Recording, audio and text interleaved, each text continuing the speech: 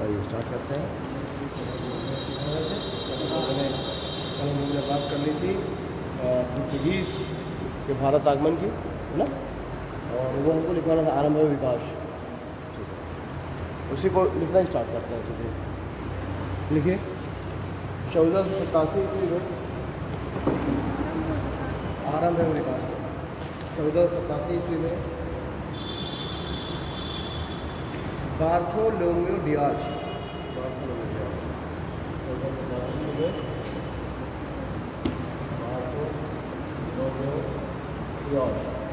इसका एक आध बार कुछ जमो नाम लिखा गया है। सबसे पहले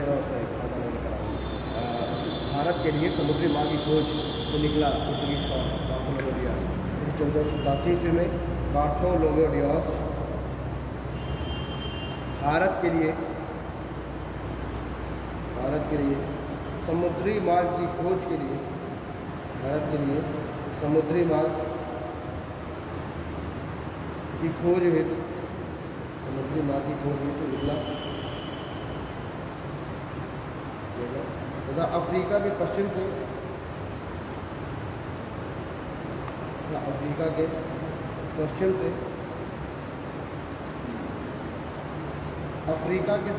तट तक गया।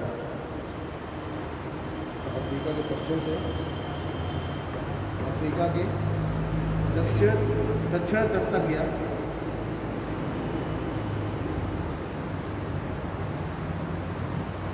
और वापस आकर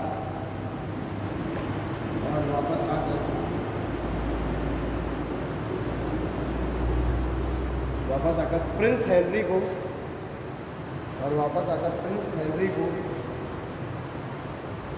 तूफानों के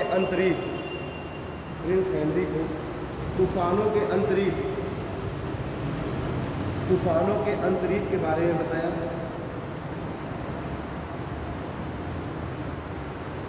तूफानों के अंतरिक्ष के बारे में बताया। तूफानों का अंतरिक्ष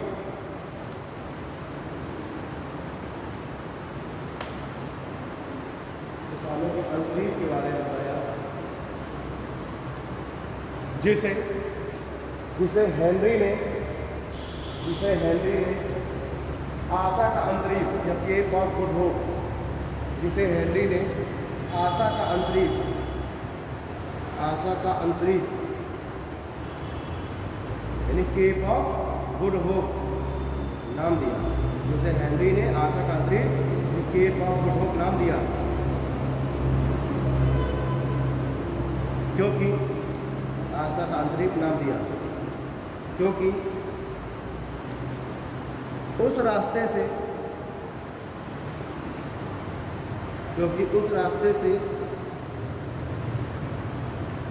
भारत सहित छूट गया क्या तो पहले आ जाए बराबर। जिसे प्रिंस हेनरी ने केप ऑफ गुड होप नाम दिया क्योंकि उस रास्ते से भारत सहित अन्य पूर्वी देशों के मार्ग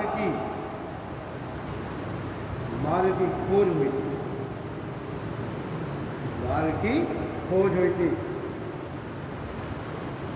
फिर स्टॉप ला के लिखिए। इसके यात्रा वृत्तांतों से, इसके मतलब बार्थोलोम्यू डियाज, इसके यात्रा वृत्तांतों से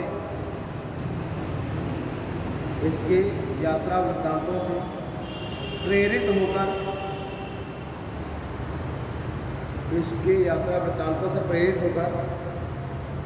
1497 में वास्को डी गामा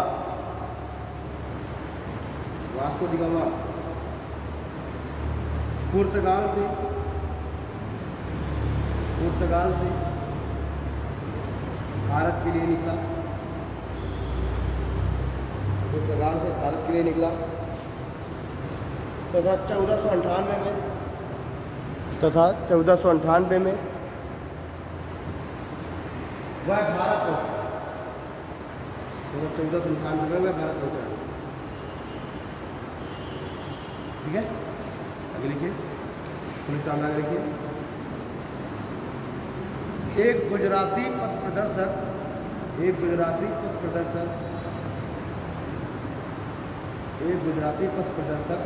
अब्दुल मजीद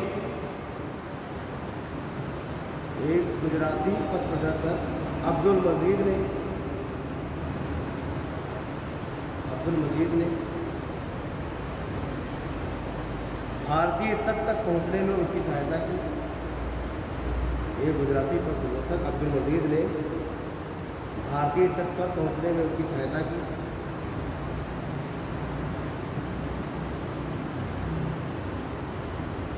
तथा 14 मई 1498 को 14 मई 1498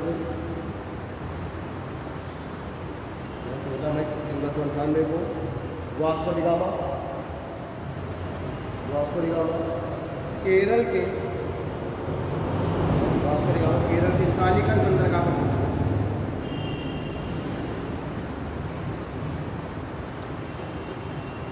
केरल के कालीकट बंदरगाह पर पहुंचे। ठीक है, अब वास्को डी गामा देखिए कालीकट बंदरगाह पहुंचा। अच्छा, जो ब्रिटिश यूरोपीय है, इन यूरोपियों का भारत आने का एक मुख्य अगर मैं कारण बताऊं तो वो थे एक ऐसी वस्तु को पाने के लालसा जो कि उनको बहुत आवश्यक थी। ठीक है, अब वो वस्तु क्या है देखिए, यूरोपीय कंट्री आप लोग जानते हैं कि सर्दियों के समय वो वहाँ पर जो एक्सट्रीम कोल्ड कंडीशन आ जाती है ना, तो जब एक्सट्रीम कोल्ड कंडीशन आ जाएंगी सर्दियों में तो उन्हें गर्मियों के समय ही है ना, समर के सीजन में ही उनको अपने खाने को स्टोर करके रखना पड़ेगा। ठीक, खाने को क्या करेंगे, स्टोर करके रखेंगे। दूसरा चीज़, अब यात्राओं के लिए सब निकल रहे थे, अलग अलग मार्गों की खोज के लिए निकल रहे थे, तो समुद्र में निकलेंगे जब मार्गों की खोज के लिए तो पता चला साल 6-6 महीना समुद्र में चले जा रहे हैं, तो उनको अपने पूरे उस रास्ते के लिए खाना लेके जाना पड़ेगा। तो खाना जो है किसी तरीके से प्रिजर्व हो जाए, है ना, यानी ख़राब ना हो, उसके लिए उसमें एक प्रिजर्वायर मिलाया जाता है। अब वो क्या है,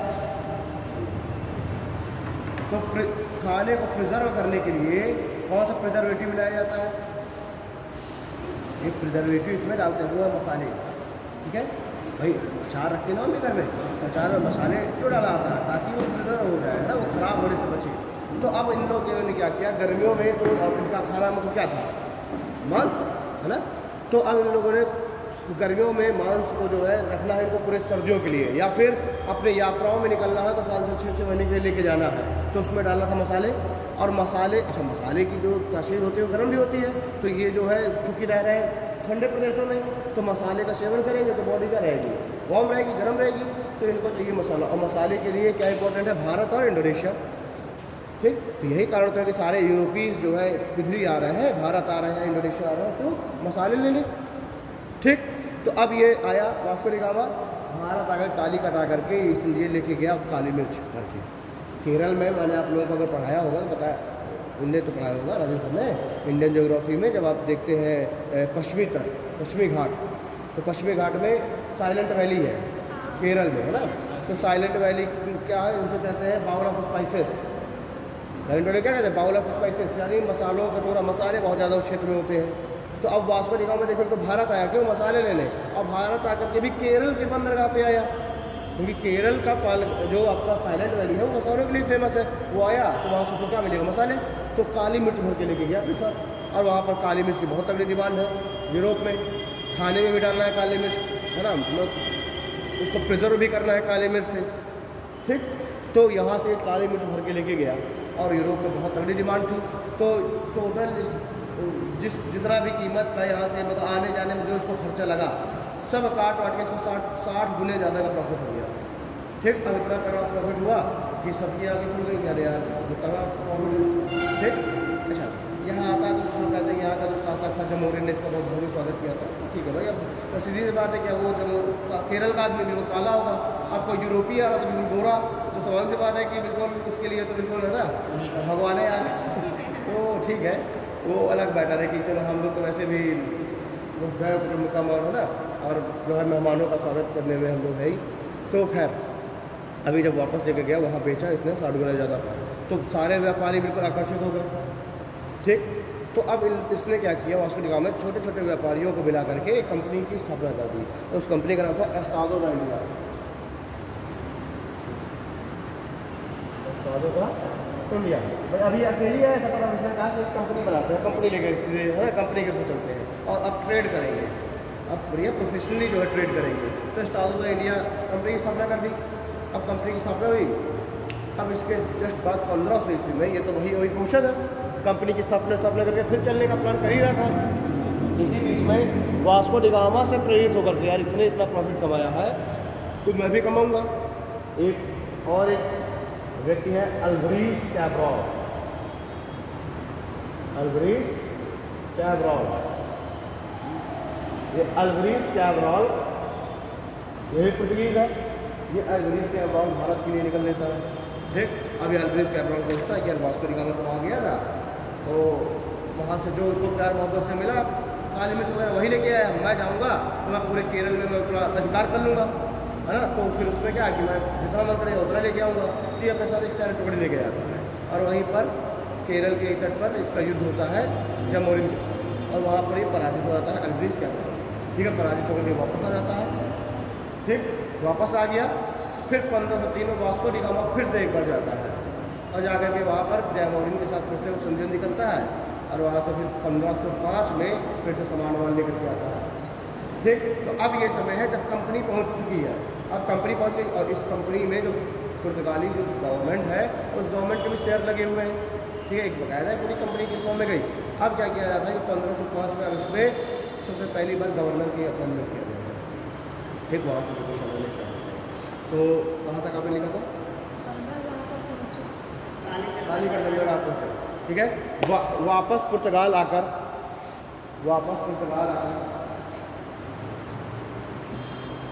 एस्टाडो दा इंडिया नामक कंपनी की स्थापना की जाती है। वापस पुर्तगाल आकर एस्टाडो दा इंडिया नामक कंपनी की स्थापना की जाती है। स्थापना की लिखिए 1500 ईस्वी में। 1500 ईस्वी में अल्वरीज कैब्रॉल, अल्वरीज कैब्रॉल के नेतृत्व में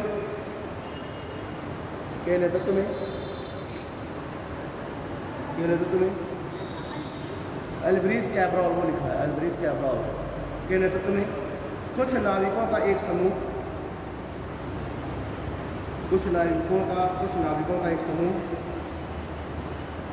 कालीकट पर अपना अधिकार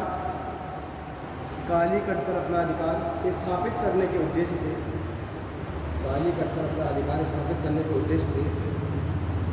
भारत आया। कालीकट पर अपना अधिकार स्थापित करने के उद्देश्य से भारत आया, परंतु वे असफल रहे।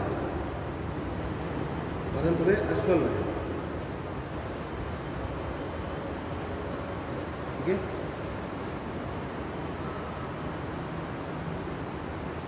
तो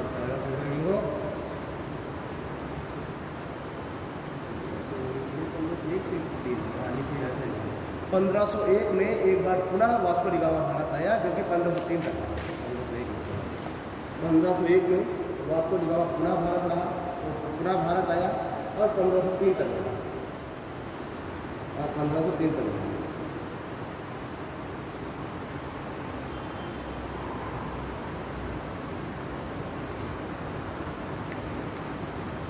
ठीक है, अब ऐसे नहीं लगे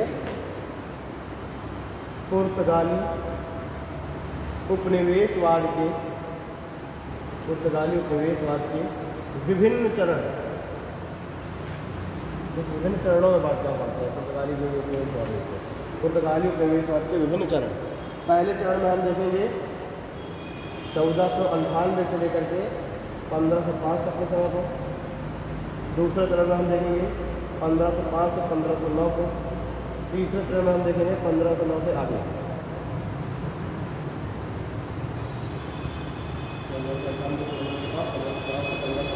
1509 से फिर आगे।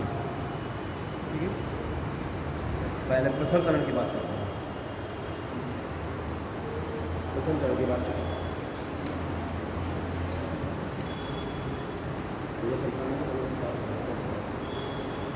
लेकिन इस चरण में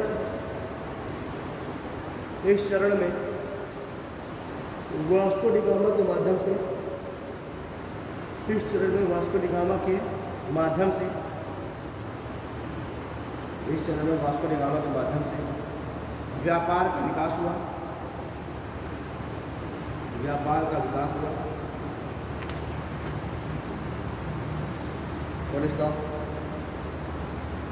प्रथम चरण को कंडीशनल ट्रेड यानी सशर्त व्यापार, प्रथम चरण को कंडीशनल ट्रेड यानी सशर्त व्यापार की नीति के नाम से जाना जाता है। कंडीशनल ट्रेड यानी सशर्त व्यापार की इसी प्रथम चरण को कंडीशनल ट्रेड या सशर्त व्यापार, कंडीशन मीन्स क्या होता है? कंडीशन में सशर्त, प्रथम चरण को कंडीशनल ट्रेड या सशर्त व्यापार की नीति के नाम से जाना जाता है। ठीक है, इसके अंतर्गत व्यापार करना, इसके अंतर्गत व्यापार करना तथा व्यापारिक कोठियों की स्थापना करना, इसके अंतर्गत व्यापार करना तथा व्यापारिक कोठियों की स्थापना करना शामिल है। इसके अंतर्गत व्यापार करना तथा व्यापारिक कोठियों की स्थापना करना शामिल है।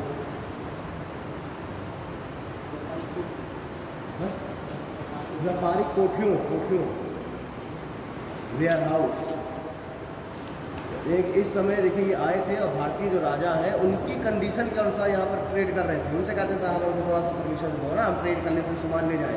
फिर कहने लगे कि हमको एक कोठी खोलने की अनुमति दे दो। फैक्ट्री का यहाँ पर जो मतलब है वो है वेयर हाउस यानी कि स्टोरेज, भंडार है, कोठी है ना। तो इन लोगों ने पहले तो उसके साथ कंडीशनल नीति अपनाई है ना, जो भी भारतीय शासक इनके ऊपर जो भी कंडीशंस लगा रहे थे उसके अनुसार कार्य करते थे। धीरे धीरे जब यहाँ मजबूत हो जाएंगे तो फिर अपनी चलाना चालू कर दिए। ठीक, तो उसमें क्या था? व्यापार करना और व्यापारिक कोठी स्थापित करना। इसी क्रम में क्या कर रहा है? 1503 में कोचीन में व्यापारिक कोठी स्थापित कर ले रहे हैं। पैराग्राफ चेक कीजिए। देखिए 1503 में कोचीन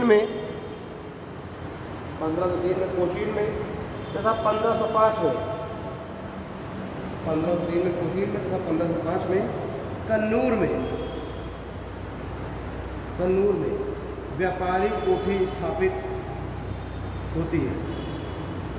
1503 में कोचीन में तथा 1505 में कन्नूर में व्यापारिक कोठी स्थापित होती है। ठीक है,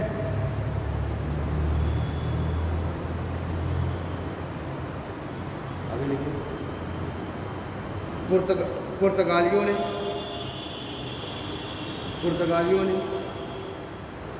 भारतीय शासकों के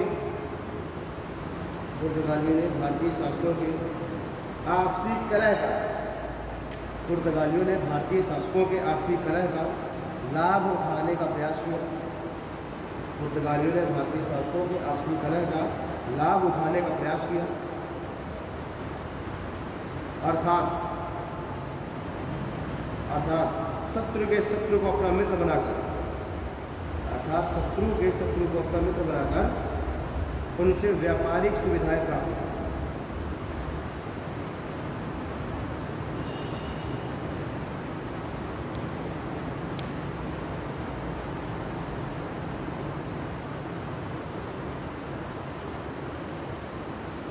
ठीक है, यानी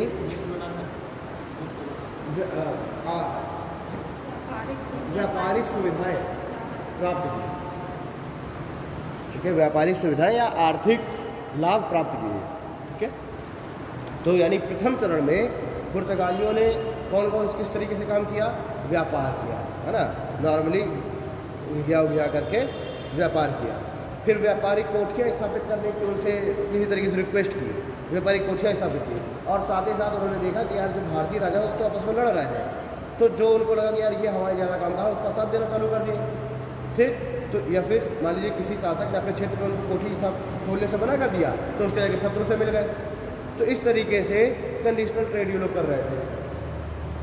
और ये लोग पर्दे के सामने से आगे नहीं लड़ रहे थे, मतलब पीछे थे बिल्कुल एक तरीके से, ठीक है, सावधान रणवीर वाली चीज़ें वो कर रहे थे छुप करके।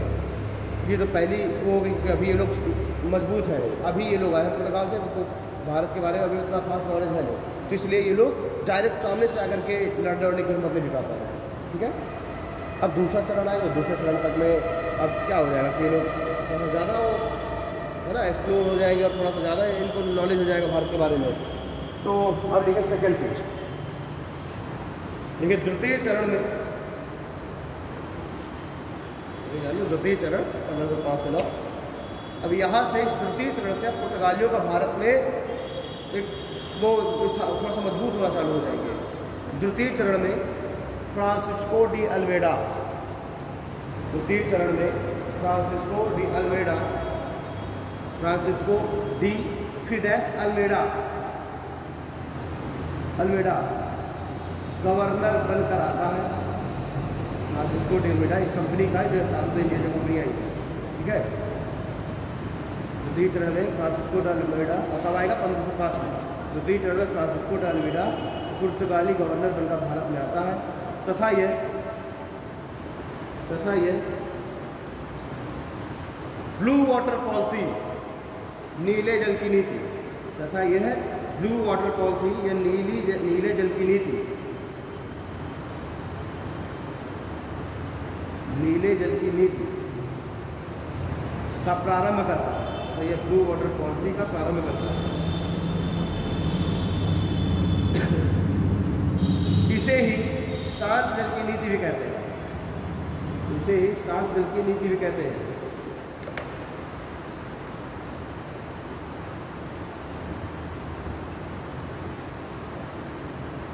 इसे ही शांत जल की नीति भी कहते हैं, ठीक है। देखिए इस नीति का उद्देश्य, इस नीति का उद्देश्य हिंद महासागर, इस नीति का उद्देश्य हिंद महासागर के व्यापार पर, इस नीति का उद्देश्य हिंद महासागर के व्यापार पर अपना एकाधिकार, इस नीति का उद्देश्य हिंद महासागर के व्यापार पर अपना एकाधिकार स्थापित करना था। इस नीति का उद्देश्य हिंद महासागर के व्यापार पर अपना एकाधिकार स्थापित करना था।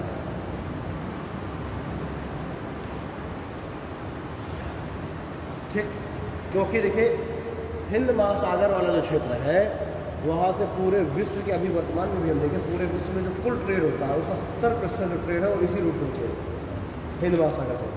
यानी कि हिंद महासागर, और उस समय भी ट्रेड यही था, हिंद महासागर से ही होकर के तो जो भी इंडोनेशिया वगैरह से जो भी मसाले जाएंगे तो उसी रूट से जाएंगे। और वहाँ पर बहुत सारी और विदेशी कंपनियाँ आ रही हैं, या कंपनियाँ तो अभी खैर नहीं, सब बहुत सारे विदेशी देशों के नाविक न्यूक्लियर अलग अलग उस तरीके से चले आ रहे हैं। या फिर मैं कह दूँ कि इस समय पूरे व्यापार पर अधिकार हुआ करता था अरबों का, ठीक है, तुर्कों का और मिस्र के लोगों का, ठीक है। कुछ भारतीय गुजराती व्यापारी भी थे जो कि यहाँ से माल लेकर के और फिर लाल सागर होते हुए स्वेज इस्तमस होकर के और भूमध्य सागर के इसी तट पर माल छोड़ देते थे, और वहाँ से इटली के जो व्यापारी है उस माल को ले जाते थे और फिर इटली से होकर के पूरा माल पूरे यूरोप में फैल जाता था। तो उस समय जो इटली है वो भी व्यापार का बहुत बड़ा केंद्र था, ठीक। एक रास्ता अगर हम देखें स्थल मार्ग से होकर के जाना है तो फिर वो तुर्की होकर के जाते थे, तुर्की का कुस्तुनतुनिया वाला जो इस्तेमाल उससे होकर के जाते थे, ठीक। तो वहाँ पर जो तुर्की के जो व्यापारी हैं उनका बड़ा कंट्रोल था, है ना। वो पूरा जो भी माल आता था उसको तुर्की के व्यापारी ले लेते थे और फिर उसको लेकर के जाते थे, वो यूरोप में बेचते थे। तो ये जो दो क्षेत्र है इटली और जो तुर्की, ये दोनों बड़ा बढ़िया मलाई काट रहे थे, ठीक। तो अब इनने देखा पुर्तगालियों ने कि भाई इससे तो हमारा प्रॉफिट कम हो रहा है, भाई इस तरह तो हम पूरा माल वही लेके आते और फिर अपने रेट पर हम बेचते हैं, भाई मोनोपोली होती। और इस तरह में ये गुजराती व्यापारी भी हैं जो कि यहाँ से माल ले जाके वहाँ तक छोड़ दे रहे हैं, फिर वहाँ से माल दूसरे लेके जा रहे हैं। तो उनने देखा कि यार ये सही नहीं है, इसके लिए हमें क्या करना पड़ेगा, हिंद महासागर के क्षेत्र पर हमको अपना अधिकार स्थापित करना पड़ेगा और किसी को हम यहाँ से निकलने ही नहीं देंगे, निकलने नहीं देंगे तो माल पहुँचेगा नहीं, फिर हमें लेके केवल जाएंगे, ठीक है। तो इसलिए इसने ब्लू वाटर पॉलिसी, शांत जल की नीति, इसको गहरे जल की नीति भी कहते हैं। भाई समुद्र जब गहरा होता है तो ब्लू कलर का दिखाई देता है ना, डार्क ब्लू, ठीक। तो यही था इनका ब्लू वाटर पॉलिसी कि समुद्र से होकर के किसी को हम जाने ही नहीं देंगे, ठीक है। और ये जो अल्मीडा है यही काम करना चालू करेगा। तो अब ये क्या करेगा, ये गुजराती नाविकों को भी यहाँ से हटाएगा, ठीक, तुर्कियों को भी पराजित करेगा, मिस्र के व्यापारियों को भी पराजित करेगा, ठीक, इस तरीके से पराजित करके पूरे क्षेत्र पर अपना अधिकार चालू कर देगा, ठीक। और फिर उसके बाद ये एक पास सिस्टम लगा देगा कि अब सबको परमिट लेना पड़ेगा पुर्तगालियों से अगर शुरू शुरू करके जाना। हाँ, तो आगे लिखिए, इस उद्देश्य की पूर्ति हेतु, इस उद्देश्य मतलब इस नीति की है ना, इस उद्देश्य की पूर्ति हेतु अल्मीडा ने, इस उद्देश्य की पूर्ति हेतु अल्मीडा ने 1508-9 में, इस उद्देश्य की पूर्ति हेतु अल्मीडा ने 1508-9 में गुजराती, तुर्की एवं मिस्र के व्यापारियों को पराजित किया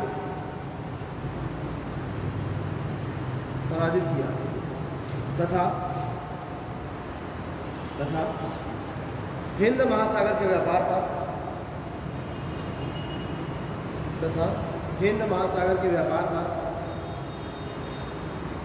अपना एकाधिकार स्थापित कर लिया, हिंद महासागर के व्यापार पर अपना एकाधिकार स्थापित कर लिया। अब देखिए तृतीय चरण,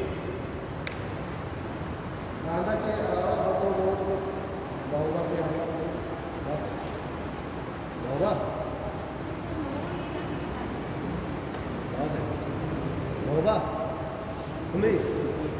से चित्रकूट नहीं हुई,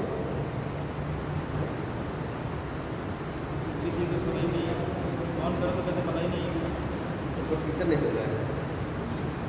ये कुर्ते की फिल्म बोल रहा था ना, कल भैया हमारी जो है जिला समाज कल्याणकारी से बात हुई थी, तो कह रहे हैं टीचर नहीं हमको मिल रहा है, कहाँ से चलाएं हम, हमारी नजर में टीचर तुम लोग बुला लो, हमें तो क्लास चलानी है, चलवा देंगे क्लास से। हमीरपुर टीचर नहीं मिल रहे हैं, ये समस्या है, हमीरपुर वालों को टीचर नहीं मिल रहे हैं।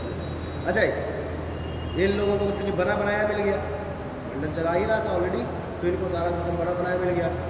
अब वो रफ़ीक बाबू है, उनको आइडिया नहीं था, तो हम लोग हमको फोन करते कि यार ये सबसे हम चले आते हैं, तो इस तरीके से वो मैनेज कर ले रहा है। अब आगे सब लोग लिए नया तो समझते नहीं पड़ती क्या करें, कैसे करना है, तो शांति से पता दबाए चलता है चलता रहे।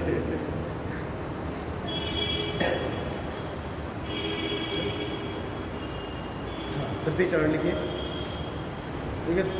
तृतीय चरण कब से कब चला, 1509 से फिर आगे पूरा समय तृतीय चरण आ जाएगा ना, 1509 से आगे बढ़ेगा। लेकिन तृतीय चरण में तृतीय चरण में की जगह लिखो को, तृतीय चरण को साम्राज्यवादी नीति, तृतीय चरण को साम्राज्यवादी नीति के नाम से जाना जाता है। तृतीय चरण को साम्राज्यवादी नीति के नाम से जाना जाता है। इस चरण में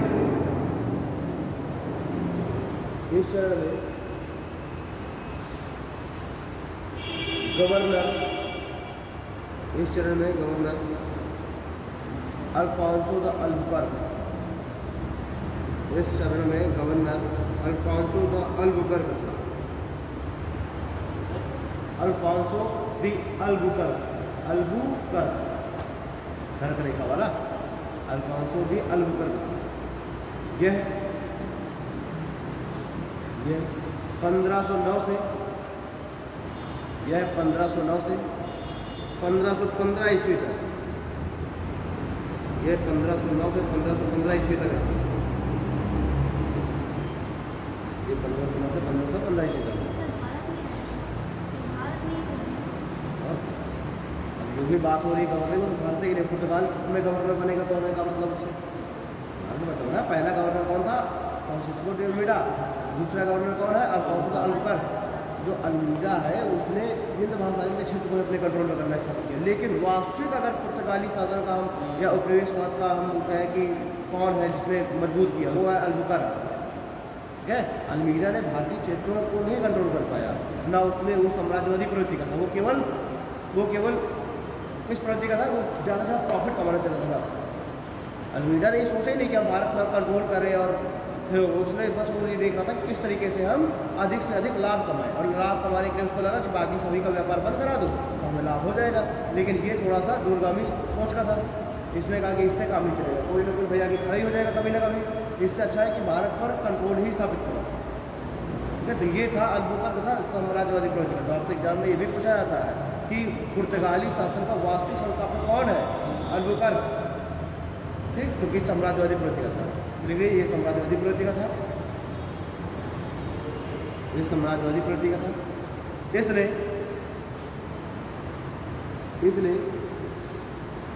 1510 ईस्वी में, इसने 1510 ईस्वी में गोवा पर अपना अधिकार स्थापित किया। 10 इसने 1510 ईस्वी में गोवा पर अपना अधिकार स्थापित किया तथा गोवा की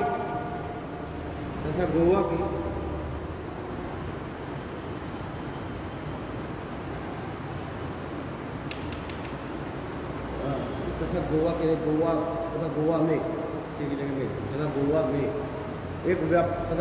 व्यापारिक कोठी स्थापित की, गोवा में व्यापारिक कोठी स्थापित की, गोवा में व्यापारिक कोठी स्थापित की। अभी जो गोवा है उस समय गोवा बीजापुर के कंट्रोल में होता था। ठीक है, गोवा कैसे कंट्रोल में होता था? बीजापुर के। और बीजापुर का शासक था उस समय, वहाँ पर आदिल शाही वंश चल रही थी, और आदिल शाही वंश का शासक यूसुफ आदिल शाह शासक होता था। देखिए इस समय गोवा पर बीजापुर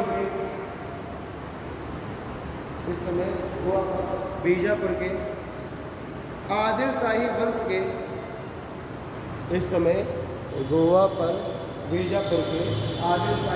के यूसुफ आदिल शाह का शासन था।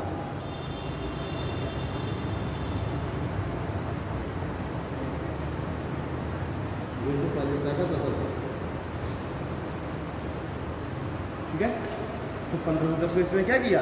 अल्बुकर्क ने इस यूसुफ आदिल शाह को पराजित किया, गोवा से उसकी सेनाओं को भगाया और पूरे गोवा को कंट्रोल कर लिया। और 1510 में ही यहाँ पर अपनी व्यापारिक कोठी स्थापित कर ली। तो 1503 कोचीन, 5 कन्नूर और 10 में गोवा। ठीक है, फिर 1511 में इसने एक कदम और आगे बढ़ा, मलक्का स्ट्रेट। मलक्का स्ट्रेट समझ रहा है ना?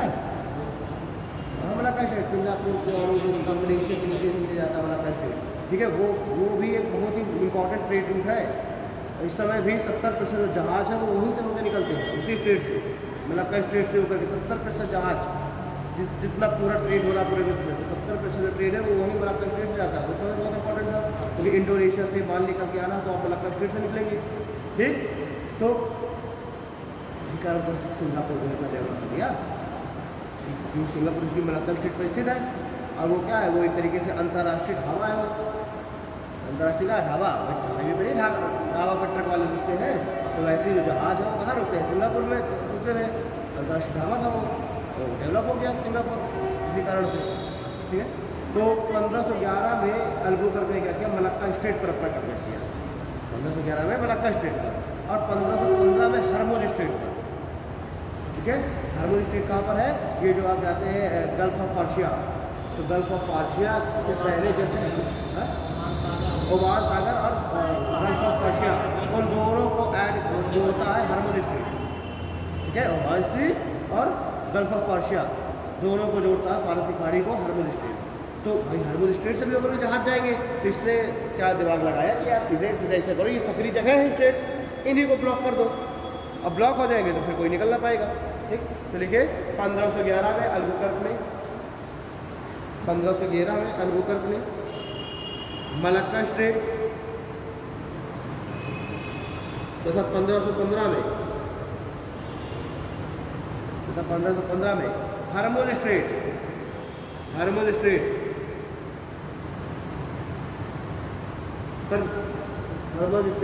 पर नियंत्रण स्थापित किया। हरमुज स्ट्रेट पर नियंत्रण स्थापित किया। हरमुज स्ट्रेट पर नियंत्रण स्थापित किया।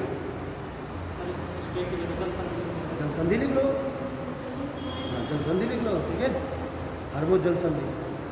तो उसने मलक्का जलसंधि और हरबोज जलसंधि पर अपना इंटरेस्ट किया। आगे लिखिए, अल्बुकर्क नहीं, अल्बुकर्क नहीं, कोचीन को, अल्बुकर्क नहीं, कोचीन को पुर्तगालियों का मुख्यालय बनाया। ये भी क्वेश्चन पूछा आता है। अल्बुकर्क नहीं, कोचीन को पुर्तगालियों का मुख्यालय बनाया, ठीक है, तथा कोचीन को, तथा कोठी पहले से के मुख्यालय हेडक्वार्टर कोचीन को बना दिया गया ना। अब यहाँ से पूरा पुर्तगालियों का, क्योंकि अभी लोग शासन बढ़ा रहे हैं ना, अभी लोग क्षेत्र का विस्तार कर रहे हैं, तो एक कोई तो बनाना पड़ेगा ना हेडक्वार्टर। तो इसने कोचीन को हेडक्वार्टर बनाया। आगे थे इसने सैन्य व्यवस्था को मजबूत करने के लिए, इसने सैन्य व्यवस्था को मजबूत करने के लिए सेना में हिंदुओं को शामिल किया, सेना में हिंदुओं को शामिल किया। ठीक है, पुलिस आप लगे लिखिए, ये सारे पॉइंट है, तथ्यात्मक पॉइंट है, ध्यान रखना। अगला चाहे पॉइंट बना के लिख लो, चाहे इसी के आगे लिख लो, जैसे तुम्हारी इच्छा करें। अगला पॉइंट लिखिए, इसने मुस्लिमों के प्रति दमनात्मक नीति, इसने मुस्लिमों के प्रति दमनात्मक नीति का पालन किया, ठीक है। इसने मुस्लिमों के प्रति दमनात्मक नीति और हिंदुओं के प्रति ये क्या था कि थोड़ा सा उदारवादी नीति, इसने पालन किया। हिंदुओं को इसने अपनी सेना में शामिल भी किया। अगला पॉइंट लिखिए, इसने अपने क्षेत्र में सती प्रथा पर प्रतिबंध लगा दिया, अपने क्षेत्र में सती प्रथा पर प्रतिबंध लगा दिया।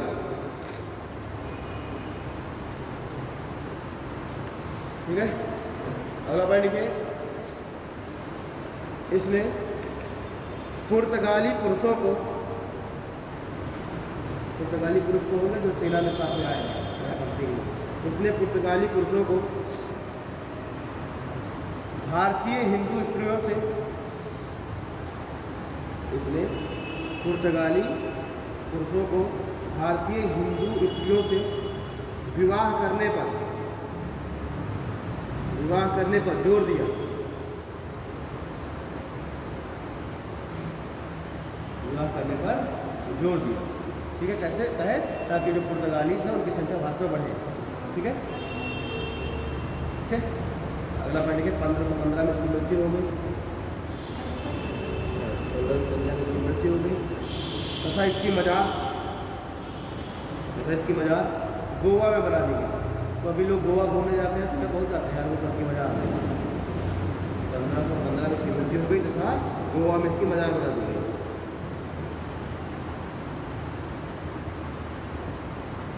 और तुम गोवा जाओगे ना तो तुमको मोस्टली पुर्तगीज मिलेंगे, वहाँ पर मोस्टली पुर्तगालीज ही है। और पुर्तगालीज क्या है, मतलब क्रिश्चियन। अब पुर्तगालीज क्या रह गया है, ठीक है भाई। पुर्तगीज जो पुरुष हैं उनको भारतीय स्त्रियों से विवाह करने पर जोर दिया। तो अब जो बच्चे हैं तो वो तो यूज़ तो अपने फादर का सरनेम करेंगे, धर्म वही, लेकिन अब पुर्तगीज थोड़ा तो भारतीय है ना। तो वहाँ तुम जाओगे तो मोस्टली जो लोग हैं उनका नाम तुमको मिल जाएगा, वो होता है रमेश ब्रिगेंजिया। ऐसे ही, ठीक है, ऐसे ही तुमको नाम मिलेंगे। आगे का नाम हिंदू, अब इंडिया में रह रहे हैं तो नाम जो है इंडियन हो जाएगा, सरनेम उनका रहेगा। तो क्या सबको भगा दिया जाएगा क्या? अब 1961 तक तो पुर्तगालीज थे, तो पूरा गोवा जो है पुर्तगालियों की बस्ती थी। तो पुर्तगाली जो सरकार है, जो शासन, उसको हमने हटा दिया, हमने अपने कर दिया। भगाने का मतलब ये नहीं है कि सारे तो पुर्तगाली सरकार घर में छोड़ो भागो यहाँ से। अब तो भारत में रह रहे थे समय से, तो भारत के नागरिक हो गए ना वो, क्योंकि हमारा जो संविधान है उसमें जो नागरिकता वाला जो क्लॉज है उसमें है कि जिस व्यक्ति का जन्म भारत में हुआ हो या फिर जिसके माता पिता में से कोई एक भारतीय हो, वो भारत का नागरिक अपने आप होगा, तो भारत के नागरिक ना हो गए। तो हम उस क्षेत्र को फिर उसमें ये भी क्लॉज है कि अगर किसी क्षेत्र को अपने में शामिल कर लिया जाए तो उसके सभी नागरिकों को भारत की नागरिकता अपने आप मिल जाएगी। तो गोवा को हमने क्या किया, सिक्किम था, गोवा पर अभी तक एडमिनिस्ट्रेशन चल रहा था पुर्तगालियों का, तो पुर्तगालियों की बस्ती थी, हमने पुर्तगाली जो गवर्नेंस है उसको हमने बाहर कर दिया। गोवा पर अब हमारा गवर्नेंस चलेगा, हमारा एडमिनिस्ट्रेशन चलेगा, हमारी पुलिस सब होगी, तो वहाँ के नागरिकों को थोड़ा हम भगा देंगे कि भागो। ठीक, तो अभी भी वहाँ पर जो मोस्टली जो आर्किटेक्चर है वो आपको वैसे ही दिखाई देगा, क्रिश्चियन वाला ही। आपको चर्च ज़्यादा दिखाई देंगे, मंदिर ज़्यादा को चर्च दिखाई देंगे, हर दूसरे गली में चर्च, ठीक है, क्योंकि क्रिश्चियन हो जाता है। ठीक है, अब अगला गवर्नर लिखते हैं नीनो डी कुन्हा। ये अभी थर्ड फेज चल रहा है। थर्ड फेज में पहला तो हो गया अबूकर, और थर्ड फेज में अगला जो गवर्नर है वो कौन है? Nuno da Cunha. देखिए नीनो डी कुन्हा, मतलब थर्ड क्या है? 1509 तक निकलता है। हाँ, वो 1505 1509 को ही माना गया है। ये बात 15 में मरा है। ये मैं थर्ड फेज में लिखवा रहा हूँ, बस हो रहा है, ये वाला मैं थर्ड फेज में लिखवा रहा हूँ अल्बुकर को। देखो अब अल्बुकर मरता है, इसके बीच में कुछ गवर्नर और आते हैं। अल्बुकर के मरने के बाद 1515 से लेकर 29 के बीच में कुछ गवर्नर और आते हैं, लेकिन उनका बहुत ज़्यादा इंपॉर्टेंस नहीं ना कभी ऐसा पूछा गया। अगला जो गवर्नर इंपॉर्टेंट आएगा वो आएगा नीनो डी कुन्हा। कब आएगा? 1529 में नीनो डी कुन्हा। इसके बाद यहाँ पर सारे जो है नहीं चल सकते ना, Nuno da Cunha. Third phase में अगला इंपॉर्टेंट गवर्नर कौन सा आएगा? Nuno da Cunha. समय लिखे 1529 से 1538, 1529 से 1538। इसके काल में अब देखो ये जो क्लास जो चल रही है यूरोपियों का भारत पर, तो एक ही क्लास है जिसका देखो एक ही क्लास है कल वाले में। आज जो है हमें आज पढ़ाना था वो मतलब आगे का, इसके आगे का है ना, बैटल ऑफ प्लासी था, लेकिन पास किया जाए इतना बार कैसे क्या, सिर्फ मैं बोलता बढ़ रहा हूँ ना लगातार, तब भी नहीं खत्म हो पाना, असंभव है। जो चीज़ें हो जाएंगी तो ठीक है। कल कहाँ से अब आते ही और सीधे 1.5 घंटा चालू, तब जाकर खत्म हो पाता है। इतना बड़ा टॉपिक है, ये कैसे खत्म हो पाएगा? ठीक है, इसको हो सकता है ये कल जो है अब ये कल और समय लेके जाएगा, और अब उसके बाद 3 दिन क्लास चलेगी आप लोगों की वही से, तो वो उनका अपनी क्लास लगी हुई है 1700 क्या कहते हैं रिवॉल्ट ऑफ 1857 से आगे की, तो वो 1857 से आगे का पढ़ाएंगे। मेरा जो शेड्यूल लगेगा तो मैं फिर इसी को मैं कंटिन्यू करूँगा, तो 1857 तक मैं पढ़ा दूँगा, 1857 से आगे का वो पढ़ा, ठीक है ना, इसमें काम बन जाएगा। तो क्या वो कोई मतलब नहीं ना उस तरह पढ़ाने का, पढ़ा तो बड़ा बहुत तुम लोगों को फायदा होना पड़ता है। तो कहाँ पर करना है? Nuno da Cunha. लिखिए इसने मुख्यालय का स्थानांतरण, इसने मुख्यालय का स्थानांतरण कोचीन से गोवा कर दिया।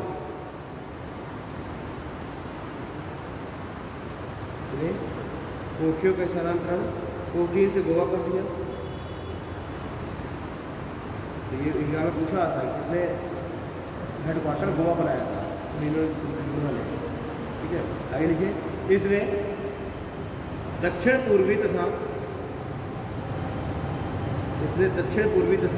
पश्चिमी तट पर, इसने दक्षिण पूर्वी तथा पश्चिमी तट पर व्यापारिक कोठियों की स्थापना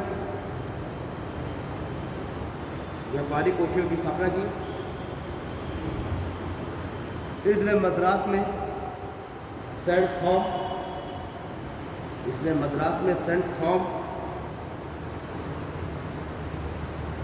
बंगाल की हुगली में, मद्रास में एक व्यापारिक कोठी सेंट थॉम, अभी कर्नाटक की पढ़ेंगे सेंट थॉम पढ़ेंगे, ठीक है, सेंट थॉम।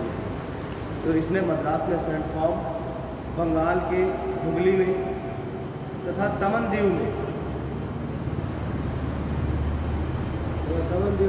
व्यापारिक कोठी स्थापित की। यह मुगल शासक बाबर के दरबार में भी गया था,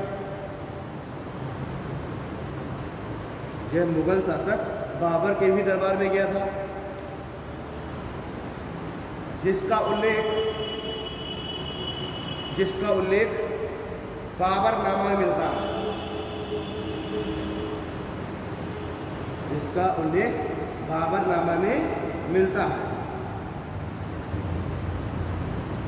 इसे अनवर कहकर पुकारा गया है, इसे अनवर कहा गया है, इसे अनवर कहा गया है, इसे अनवर कहा गया है,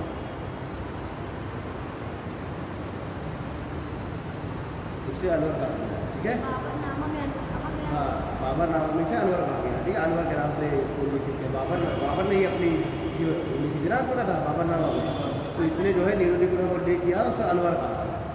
ठीक है, अब लिखिए पुर्तगालियों की प्रमुख नीतियाँ।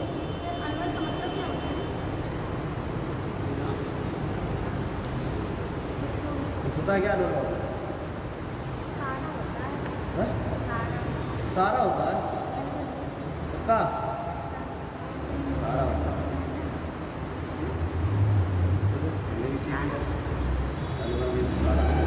गलत हुई ना, तुम्हें पता करूँगा।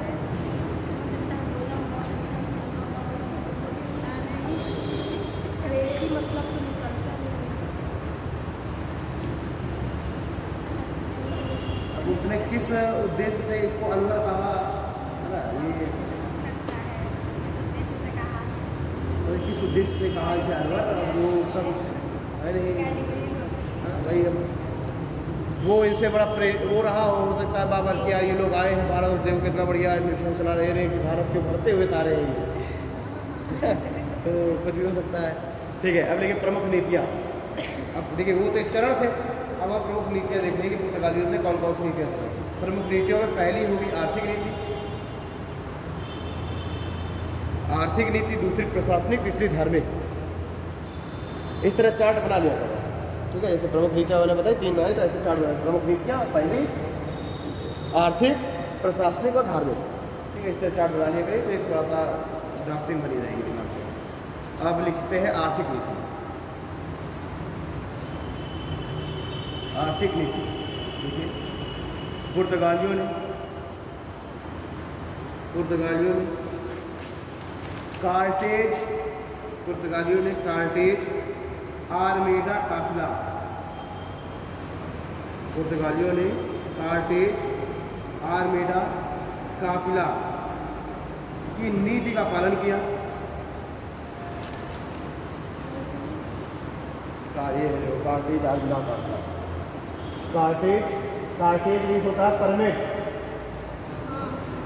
आर्मेड, ठीक है, आर्मेड यानी आर्म लेकर के, यानी कि युद्ध, वो क्या कहते हैं, असलहा वगैरह।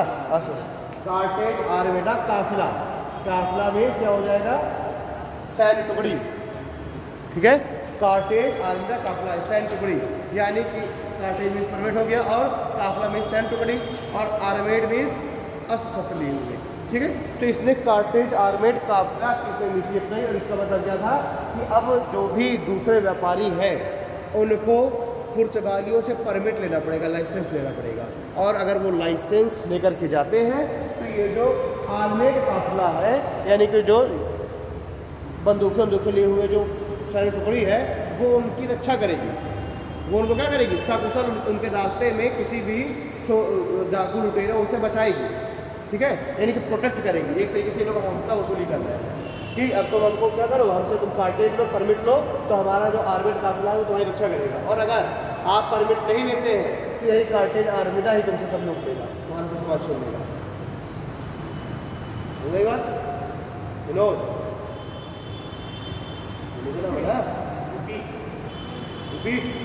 रिपीट। कार्टेज का मतलब क्या है, परमिट, आर्मेड मीन्स सशस्त्र, अस्त्र से लिए हुए, काफिला मीन्स सैन्य टुकड़ी, यानी कि एक ऐसी सैन्य टुकड़ी जो कि सशस्त्र है। पूरा इसका मतलब क्या हुआ कार्टेज आर्मेड काफिले का, कि अगर आप परमिट लिए हुए हैं, मान लीजिए ये पुर्तगाली दूसरों को दे रहे हैं ना, ये पुर्तगाली अपने लिए थोड़ा इसको लगा रहे हैं, दूसरों के लिए, जो भी भारतीय व्यापारी है, कोई अन्य व्यापारी है जो कुछ सामान लेकर के भारत से जा रहा है कहीं दूसरे में बेचने, या भारत आ रहा है लेकिन कुछ भी है ना, कुछ भी व्यापार कर रहा है, उसको क्या करना पड़ेगा, उसको परमिट लेना पड़ेगा। तो अब ये जैसे समुद्र में जाएगा तो ये जो आर्मी का काफिला है ये आएंगे गाँव में, उनके पास जाएंगे परमिट दिखाओ। तो अगर इन्होंने परमिट दिखा दिया तो इनको क्या करेंगे, एक तरीके से ये कहते हैं कि हम इनको सिक्योरिटी देंगे ताकि और दूसरे कोई इनको ना लूट ले। ठीक है, तो अब भाई पैसा लेना है तो उसको जस्टिफाई करना पड़ेगा ना। इतना क्या कह के पैसा लेंगे, क्या कौन पैसा ले रहा है, कुछ तो जस्टिफाई करेंगे। तो इन्होंने कहा कि परमिट लो तुम हमसे, तो दूसरे लोग कहेंगे चाहे कौन परमिट ले, क्या उससे फ़ायदा होगा। तुमने कहा कि हमारा जो आर्मेड काफिला है तुम्हें अच्छा करेगा। ठीक है, तो ये प्रोटेक्शन बनी है तुम्हारी। तो लाइसेंस ये लोग बेच रहे हैं, परमिट बेच रहे हैं। अब अगर कोई व्यक्ति परमिट बिना लिए अगर फिर भी माल को लेके जा रहा है, ट्रेड कर रहा है, तो यही आर्मेड काफिला क्या करेगा, ये आर्मेड काफिला इसको लूट लेगा, उसका सारा सामान वहाँ छीन लेगा। ठीक है, तो ये दोनों तरीके से काम कर रहे हैं, कार्टेज आर्मेड काफिला। तो ये एक कार्टेज आर्मेड काफिला, ये भी एक बहुत कोई पॉलिसी रही, इस पॉलिसी के तहत ये लोग काम कर रहे थे। आगे लिखिए, इस नीति का जनक कैस्ट्रो, इस नीति का जनक क्रैस्टो, ये होगा इस नीति का जनक क्रैस्टो 1538 से 1538 तक रहा ही गवर्नर भारत। इस नीति का जनक क्रैस्टो 1538 से 42 था। ठीक है, कार्टेज मीन्स क्या है, परमिट, और armada means send to, sorry armed काफिला मीन्स सशस्त्र सेंड, आर्मेड काफिला मीन्स सशस्त्र सेंड।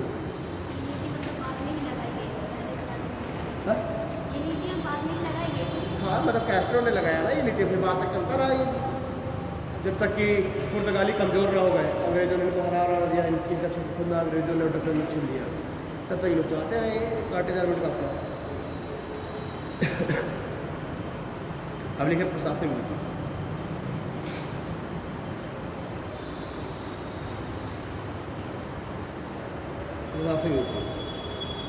देखिए, पुर्तगालियों ने जिन क्षेत्रों को भी जीता था,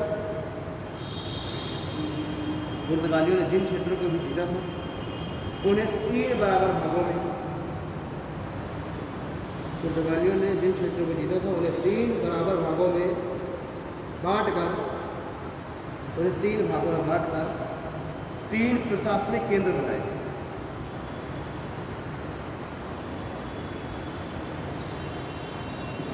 जिन क्षेत्रों को जीता था उन्हें 3 भागों में बांटकर 3 प्रशासनिक केंद्र बनाए। तो ये भी इनका एक दूरगामी सोच थी कि अगर एक ही एडमिनिस्ट्रेशन केंद्र रहेगा और उस पर अगर कोई भी हमला होता है तो उसका दिक्कत, तो इन्होंने उसको न्यूक्लियर कर देती कि अगर एक में अगर कोई इन्वेट करता है तो बाकी 2 आके सपोर्ट कर दें। ठीक है, पहला केंद्र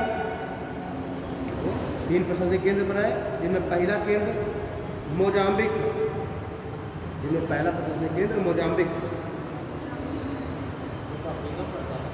मतलब जिन्होंने जिन क्षेत्रों को भी जीता था, तो भारत सहित, भारत हो गया, दक्षिण पूर्वी एशिया होगा, अफ्रीका हो गया, इसके जितने क्षेत्रों को भी इन्होंने जीता था, इन सभी को मिलाकर के 3 एडमिनिस्ट्रेटिव केंद्र बना दिए।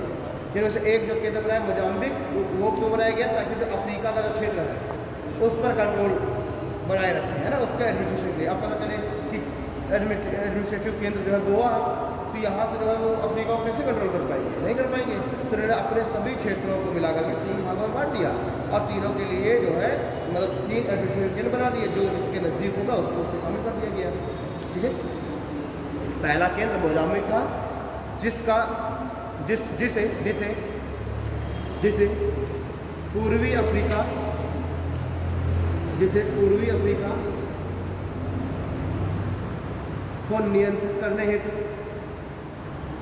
जिसे पूर्वी अफ्रीका को नियंत्रित करने हेतु,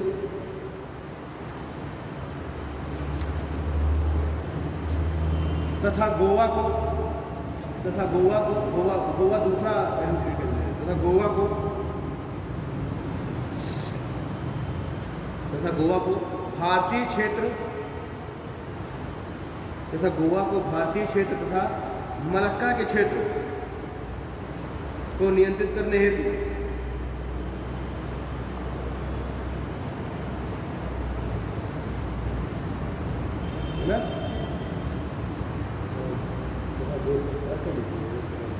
वो मलक्का था, गोवा को भारतीय क्षेत्र, जबकि मलक्का वाले क्षेत्र में एक एडमिनिस्ट्रेटिव केंद्र बनाया, जबकि मलक्का को दक्षिण पूर्वी एशियाई देशों, मरक्का को दक्षिण पूर्वी एशियाई देशों को नियंत्रित करने हेतु प्रशासनिक केंद्र बनाया।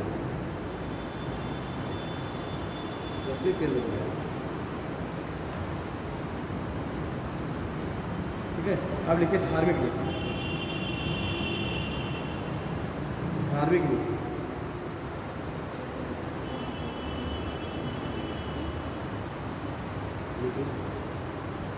पुर्तगालियों ने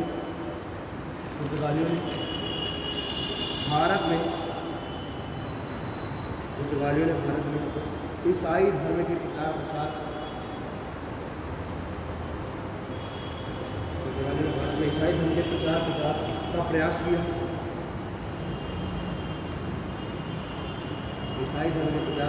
प्रयास किया। तथा धार्मिक असहिष्णुता का पालन किया।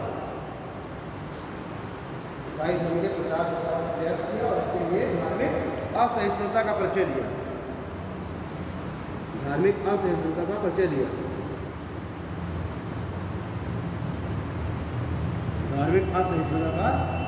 इन्होंने 1540 में गोवा के हिंदू मंदिरों को नष्ट किया।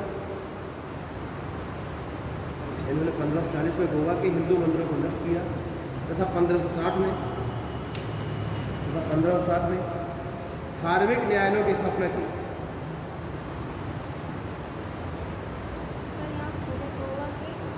गोवा के हिंदू मंदिरों को नष्ट किया तथा 1560 में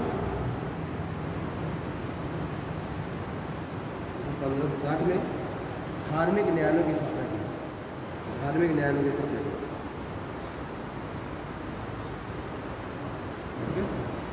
अब जो पुर्तगीज भारत आए तो कुछ क्या महत्व रहा इनका भारत आने का, है ना। तो कुछ हम देखेंगे आर्थिक क्षेत्र में क्या महत्व रहा, राजनीतिक क्षेत्र में क्या महत्व रहा, ठीक है, कल्चरल क्षेत्र में और क्या आर्थिक क्षेत्र में। तो देखिए पुर्तगालियों की भारत आगमन का महत्व,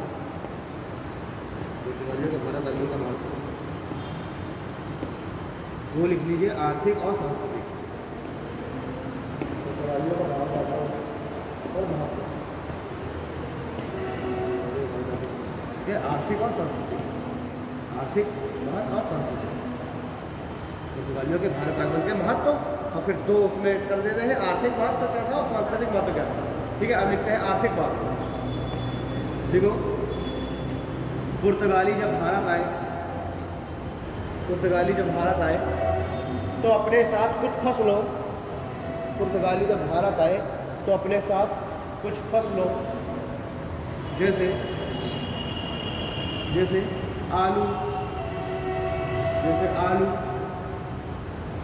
पपीता, तंबाकू, अनानास, कपास इत्यादि लेकर आए। और भारत में साधारण फसलों का विकास हुआ।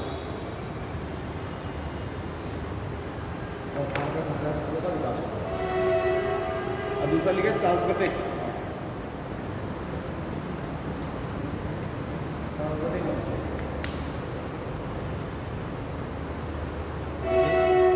पुर्तगालियों के आगमन के फलस्वरूप ईसाई मिशनरियों के द्वारा अगर आपको बताया था ना कि इनका एक उद्देश्य भारत इधर आने का एक उद्देश्य भी था, धर्म का प्रचार प्रसार करना। तो पुर्तगालियों के भारत आगमन के पश्चात ईसाई मिशनरियों का भी भारत में प्रवेश हुआ। पुर्तगालियों का भारत आगमन के फलस्वरूप ईसाई मिशनरियों का भी भारत में प्रवेश हुआ तथा इन्होंने ईसाई मिशनरियों होते हैं जो कि धर्म को आगे बढ़ाने का प्रचार प्रसार करने का मिशनरीज होते हैं। तो ईसाई मिशनरीज का भी भारत में प्रवेश हुआ तथा इन्होंने शिक्षण संस्थानों की स्थापना की। तथा इन्होंने शिक्षण संस्थानों की स्थापना की। आगे लिखिए, ईसाई मिशनरियों के द्वारा ही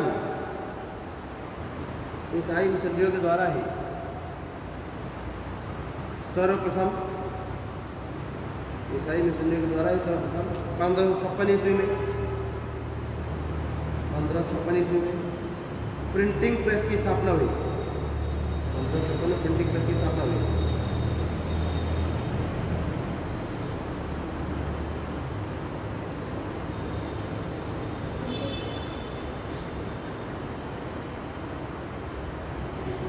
ठीक है, प्रिंटिंग प्रेस की स्थापना हुई। अब ये तो हो गया।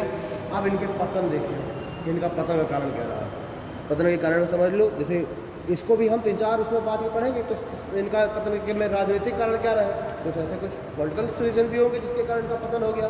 दूसरा इनका सामरिक कारण, सामरिक मीन्स होता है मतलब युद्ध से संबंधित, ठीक है, सामरिक कारण, फिर सामाजिक कारण, धार्मिक कारण। तो 4 कारण हम देखेंगे, इसको सुनकर अब लिखना नहीं है। चार मुख्य कारण इनमें हो जाएंगे, बस इस अगर लिखना हो तो यही सब लिख लो, बस सामाजिक, धार्मिक, सामरिक और राजनीतिक कारण अपने आप तुम लोग फिर लिख लोगे। सामाजिक कारण, सामरिक कारण, धार्मिक कारण और राजनीतिक कारण। धार्मिक कारण और राजनीतिक कारण।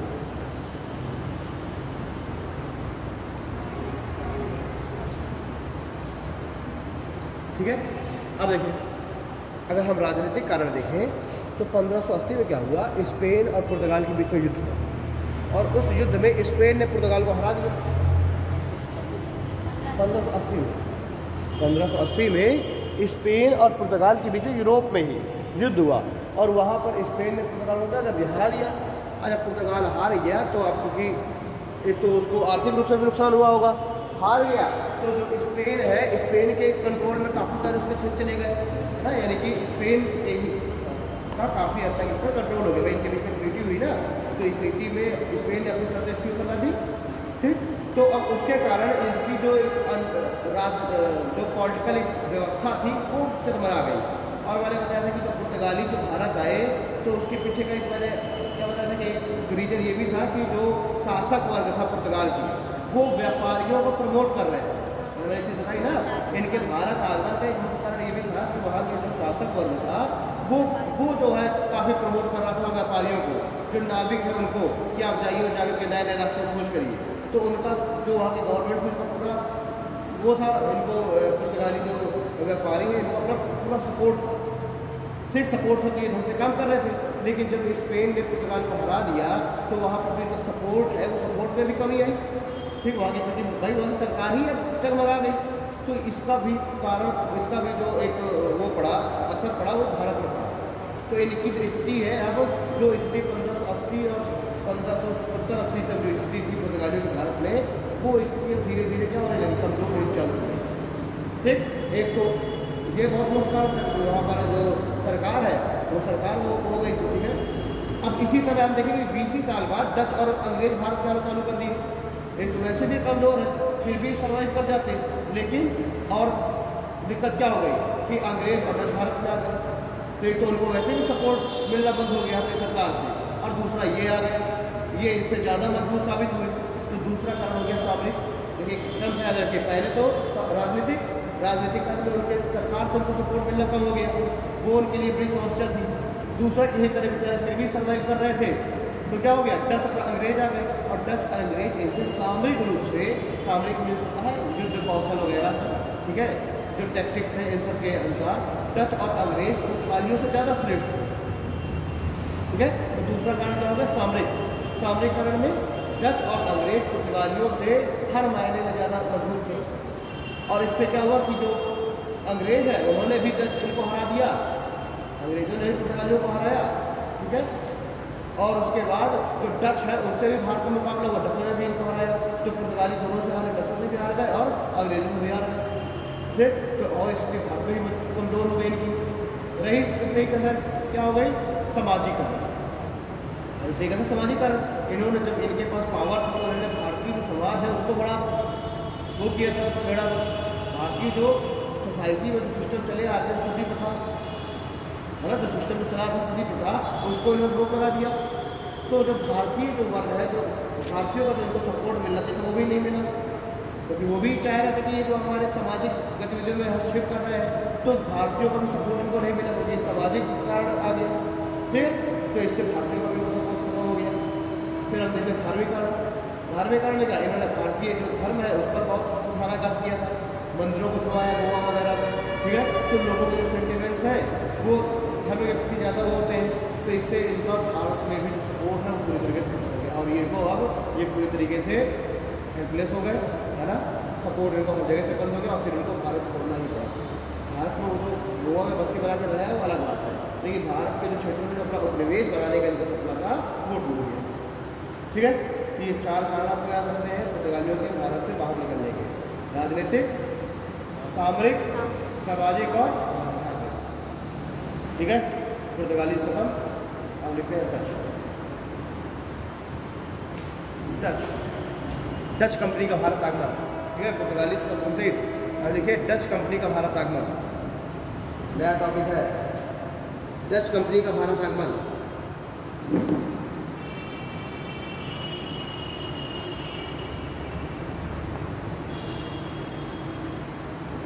आराम है वो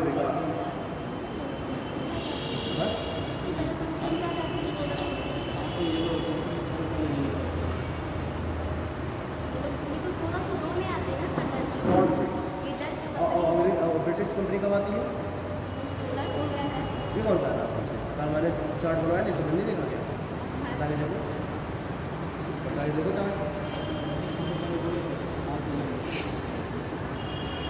चार्ट बंदा के देखो क्या लिखा है। कल चार्ट बनवाया था ये कंपनी की स्थापना अंग्रेजों की पहले हो गई थी। अंग्रेजों की कंपनी की स्थापना पहले हो गई थी, लेकिन भारत आया कौन पहले? डच आए। हाँ,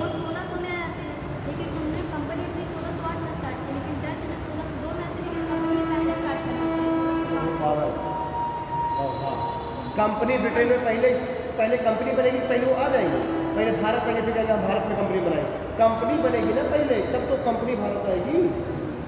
तो कंपनी पहले बनेगी फिर पहले वो भारत आएंगे। हाँ, तो बस तो 1600 में कंपनी बनी थी, जब जो है क्वीन एलिजाबेथ ने जब सॉरी विक्टोरिया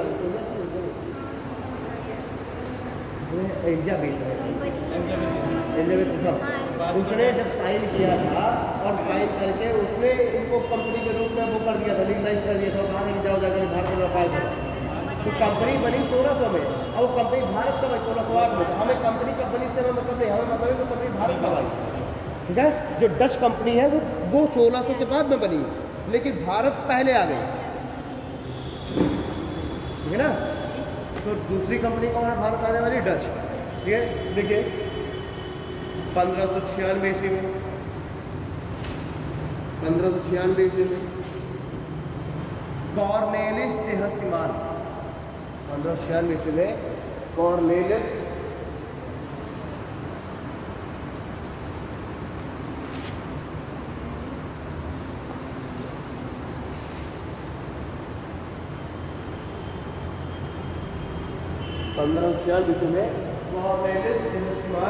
भारत आया।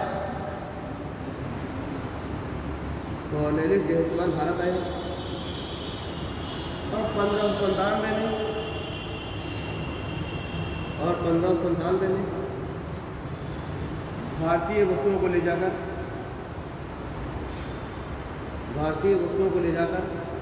हॉलैंड में बेचा। ये कहाँ से आए थे? हॉलैंड से। हॉलैंड की राष्ट्र क्या है? नीदरलैंड। और 1597 में भारतीय वस्तुओं को ले जाकर हॉलैंड में बेचा।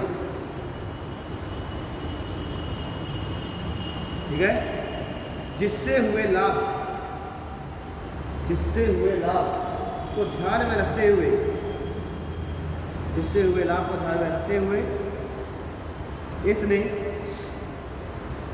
इसने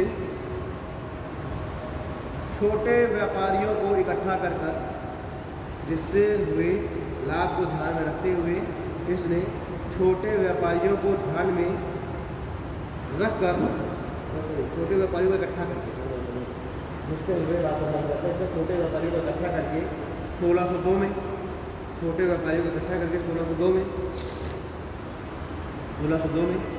डच संसद के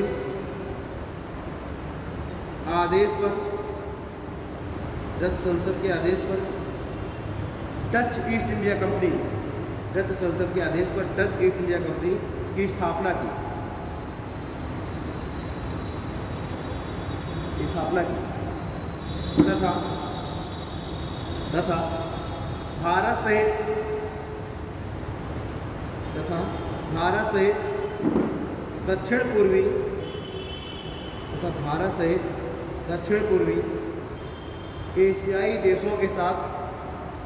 तथा भारत सहित दक्षिण पूर्वी एशियाई देशों के साथ व्यापार करने हेतु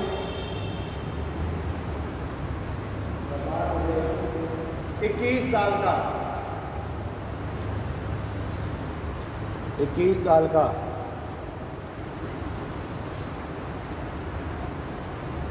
क्या बोलेंगे यार एग्रीमेंट को, 21 साल का अनुबंध प्राप्त कर लिया। 21 साल का अनुबंध प्राप्त कर लिया। ठीक है। इस कंपनी को युद्ध एवं संधि करने, व्यापारिक कोठियाँ स्थापित करने, व्यापारिक कोठियाँ स्थापित करने तथा राजनीतिक गतिविधियों को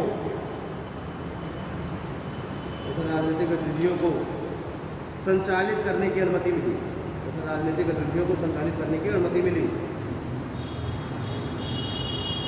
ठीक है। लिखिए। डच कंपनी ने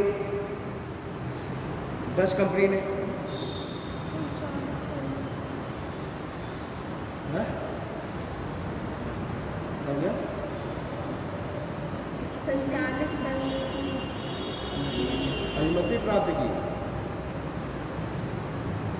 ठीक है। इस कंपनी ने 1605 ईस्वी में मसूलीपट्टनम में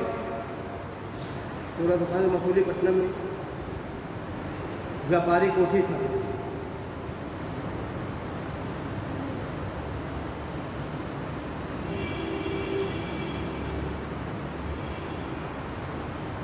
ठीक है। वही रही है डचों की व्यापारिक नीति।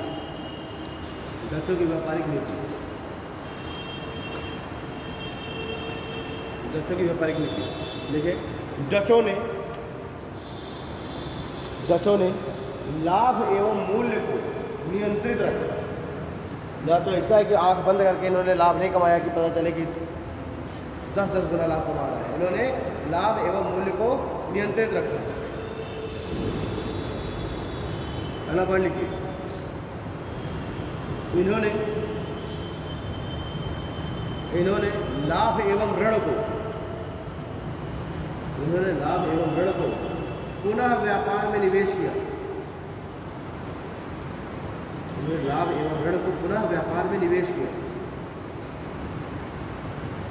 अगला पॉइंट,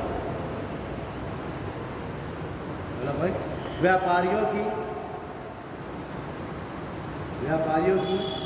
सहकारी समिति का गठन किया। कोऑपरेटिव सोसाइटी, व्यापारियों की सहकारी समिति का गठन किया। ठीक है। उपरोक्त नीति के फलस्वरूप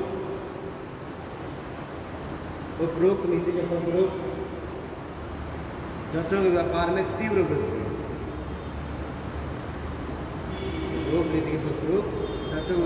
तीव्र वृद्धि हुई।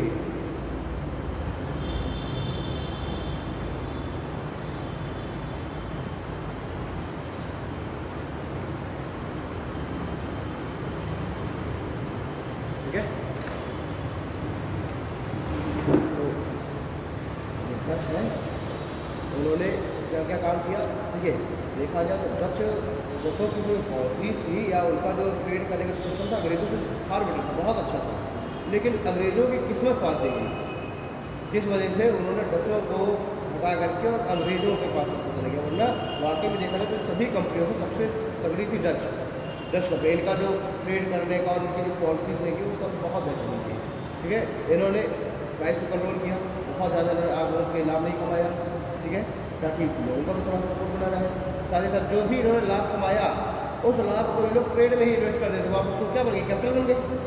जो भी लाभ कमाया मैंने कि उसको उड़ा दे, उसी को उससे और माल खरीद लिए, है ना। आज 1 लाख कमाए, आज 1 लाख का प्रॉफिट किया और कल वाले 1 लाख का माल खरीदा तो प्रॉफिट वाले का भी माल खरीद 2 लाख का माल खरीद दिए। ठीक है, अगली बार में इनसे जो प्रॉफिट है उसको भी पूंजी में निवेश कर दिए। तो इनके यहाँ जो भ्रष्टाचार था वो भी कुछ कम था अंग्रेजों से, और साथ ही साथ इनका सिस्टम बहुत सही था।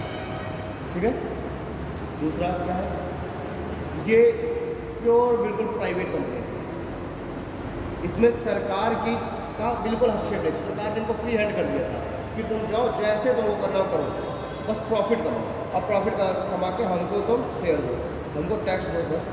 ठीक है, अब जैसे मान लीजिए कोई प्राइवेट कंपनी है, मान लीजिए रिलायंस है, अब रिलायंस सरकार के अंडरटेकिंग में चली जाए, सरकार के भी कुछ यार जब सरकार उसमें कहे कि नहीं ये तो इसी बात चलेगा, नहीं ये ऐसे होगा, तो क्या हो जाएगी, रिलायंस इतनी ज़्यादा ग्रोथ कर पाएगी, नहीं कर पाएगी।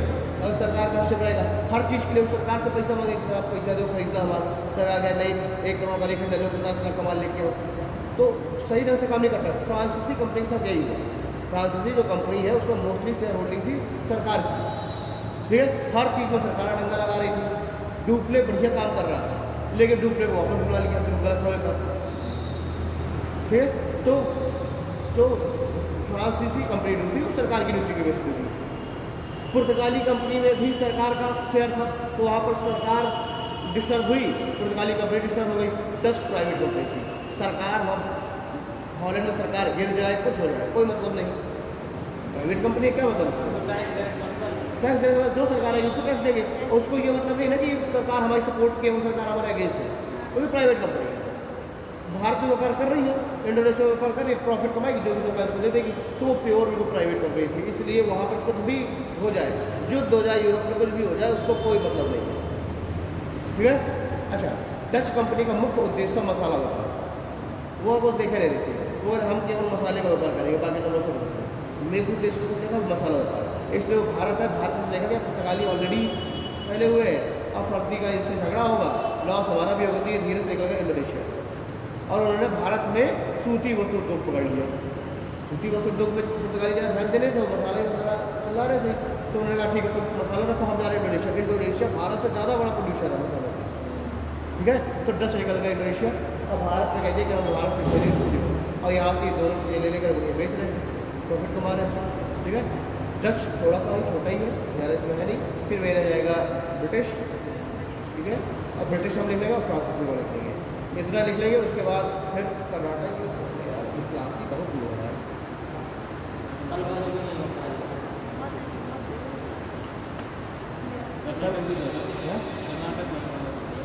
कर्नाटक भी है, कर्नाटक तो नहीं है, ब्रिटिश बस जुड़ेंगे। चलो देखते हैं कितना होगा, देखेंगे, है ना। आज जो है ये लोग देखते हैं कल कितना होता है। ठीक है, थैंक यू, मिलते हैं कल की क्लास में।